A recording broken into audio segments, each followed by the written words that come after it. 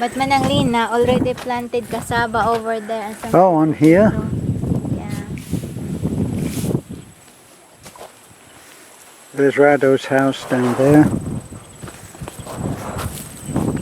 The rice fields, as you can see, they come right from here down there, look, right to Julio's house. Yeah.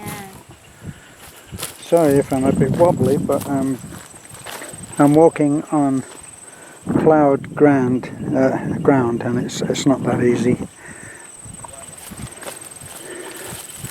But the rice fields go up and past Julio's house there, and they come across, and they come actually down and out of sight, and they drain off into the creek, and they come up here, and they come around a little, come around there a little, and then up. I'm doing my best not to shake, I really am. So they come all the way.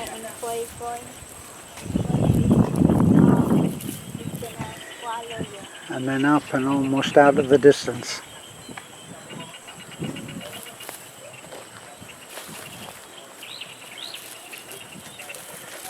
We're going to be looking at sunset very soon.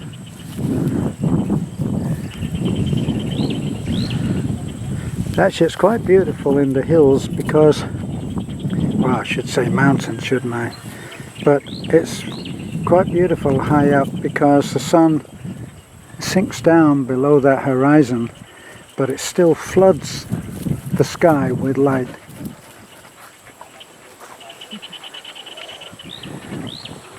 And if it's cloudy enough, all of those clouds get lit. Now, the lower that the sun goes, the more the earth turns,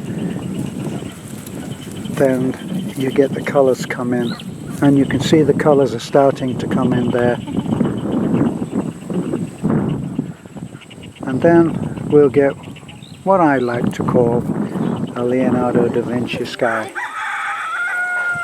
See, we're getting some variety in the colour there. Yes, Punky, what is it? Huh? Right. You're not allowed to be near on Poi Poi. Because Poi Poi. There's what? He's not allowed to be near on Poi Poi, the other Why? dog.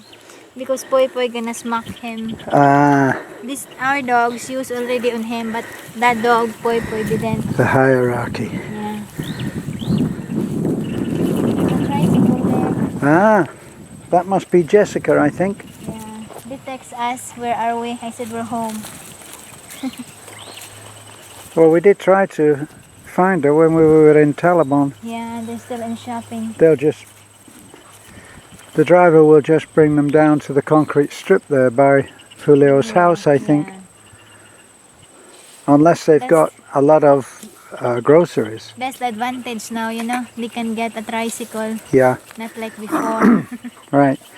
Now that we've had the grader in twice, and even though that stretch of road that runs behind Julio's house, that brown, like a brown strip, a brown scar, and then it curves, it goes there, and then it curves around that big hill there and goes up. And even though that is still very rough because the hill is gradually, the edge of the hill is collapsing, it really should have a retaining wall, which sometime in, I think, the far distant future we will get around to doing. Look now, there's the colours starting to come in.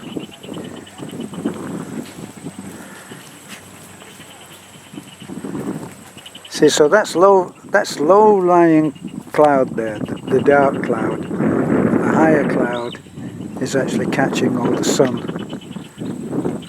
And it might be a beautiful sunset.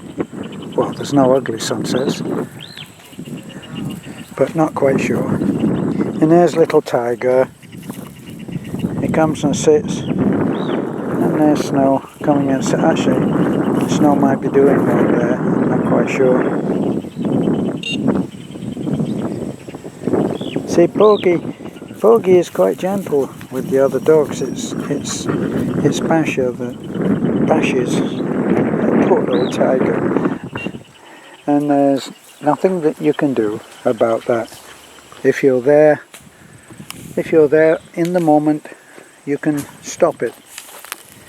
But the only way that you can stop it, and I'll hear all of the pet owners saying, no you don't. The only way, safe way for me, is a kick in the rib cage. Now I'm not talking about a crippling death blow kick. I'm just talking you have to whack them in. You have to whack one of the dogs, hopefully the dominant dog, which is this one here, Basher. Basher! You're a bad one, aren't you? Hmm? Now Basher, and look, you see how Snow takes on the humble, the more passive. Look, she's being very careful not to upset Basher, because they've had some set tos, and boy, oh, Basher gets nasty. There's blood. But these two are the are the biggest of pals.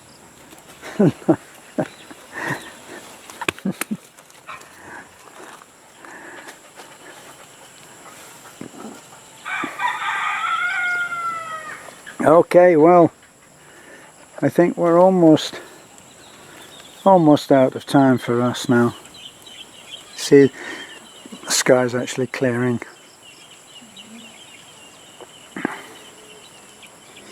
Maybe we'll have another half hour before it finally sinks.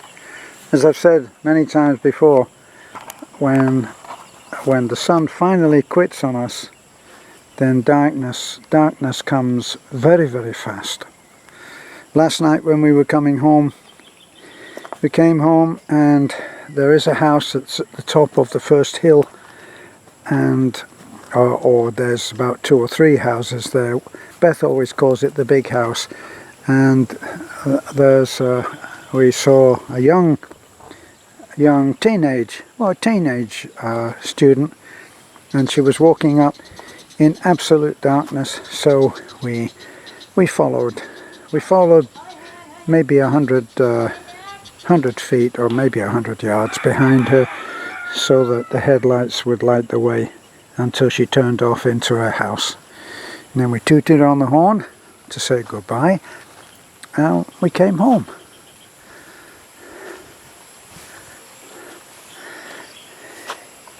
Snow.